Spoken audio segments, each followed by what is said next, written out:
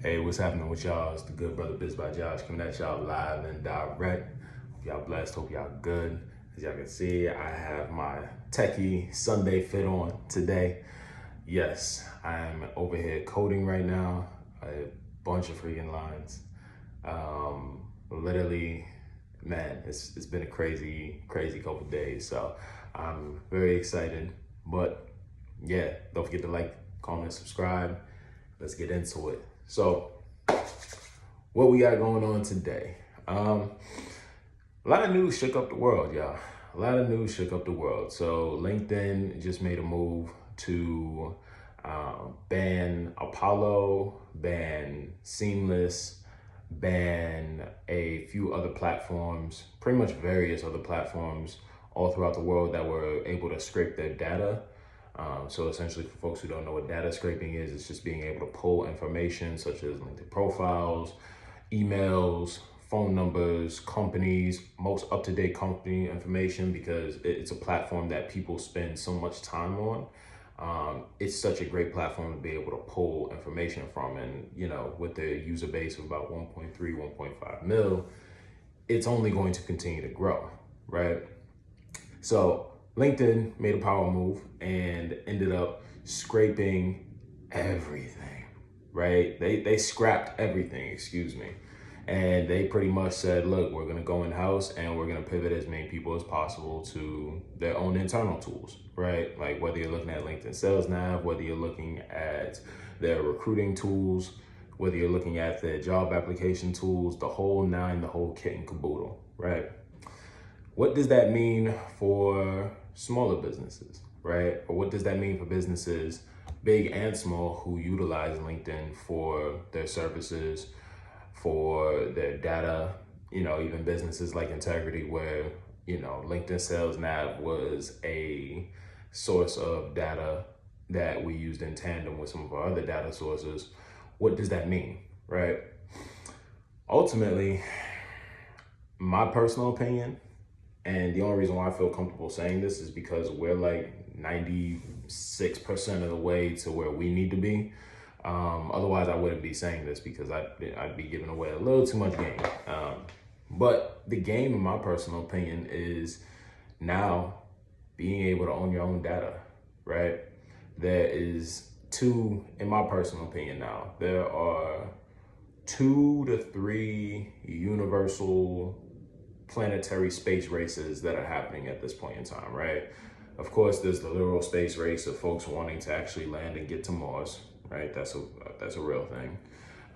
There is the tech space race of looking to get to AGI, right? So for those who do not know or are unaware, artificial general intelligence, pretty much developing neural networks that are able to operate pretty much universally by themselves, essentially, and able to improve their own language models, essentially being a replicant of human intelligence at its finest form.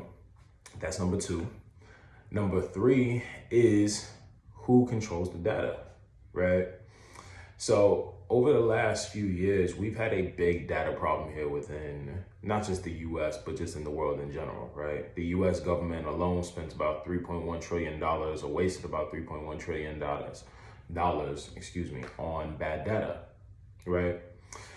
What that means is that the guy who controls the data controls $1 trillion problem, right?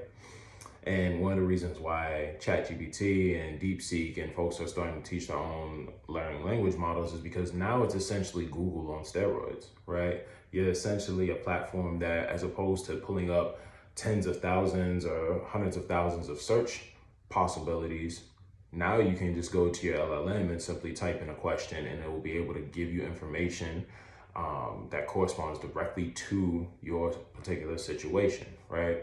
And then now you take agents, which are pretty much able to live on top of that LLM and pretty much able to streamline data across various platforms. The game now is going to be who actually has the resources, the bandwidth, and the smarts to be able to bring everything in-house and be able to deploy it effectively, right?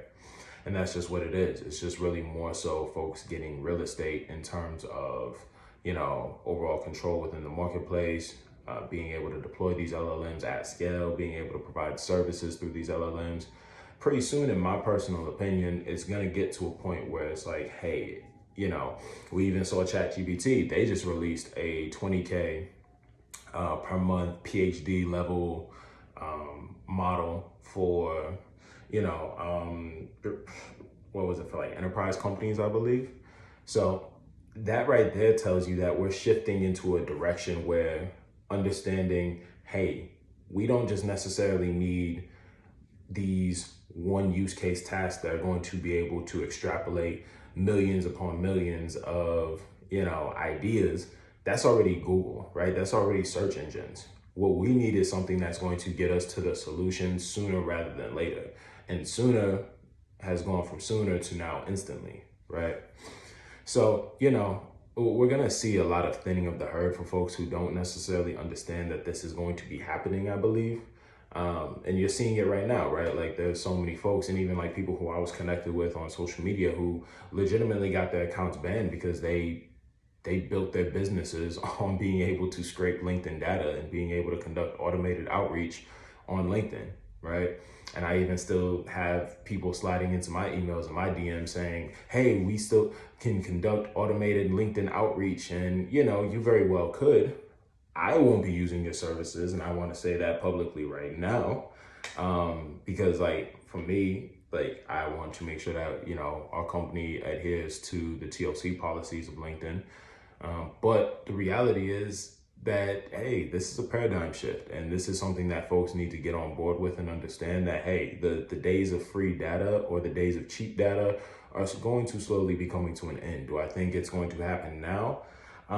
I think it's already happening now, but I do believe that we don't have more than 12 to 18 months. And with ChatGPT and OpenAI making inroads of creating siloed expert data or siloed expert agents, you know, we're going to see a real shift. Ultimately, we're going to go where the big players go. And if you haven't been doing that already, you know, it's going to be very hard to catch up when the price points of being able to utilize these better models at scale now has automatically 10x in value, because that's how much they realistically were worth anyways. And that's the reason why you're seeing so many folks hit those transitions. So yeah, that's my take. I just want to say this right now. I am by no means an expert in any of this, right? At least I like to say I'm not, right? I study this on a day-to-day basis. We utilize these platforms on a day-to-day basis, not just within our own personal lives, but also within our company over at Integrity. So it's kind of our job to stay up to date on all of this. And I know this is kind of a pivot from the videos that I've usually done in regards to like just speaking about day-to-day life. But again, I want to start to integrate more of us actually talking about tech as well too. And it's like, you know, I feel like that's just something that a lot of folks can actually benefit from. So if you like this video, again, this was like completely impromptu. I kind of just turned my camera on just because transparently I gotta head into a coding block, and I'm gonna be here for a couple of hours. So I wanted to get some social interaction in some way, shape, or form out. But yeah, if you like these videos, you would love to hear me talk about anything else regarding the tech space, regarding what we're doing at Integrity, how we're doing certain build outs, albeit can't really provide too much proprietary information, but definitely if you have any additional questions, really would love to hear from you all. So yeah, please like, comment, subscribe, and holla back at us for more. All right, y'all. One love. Peace.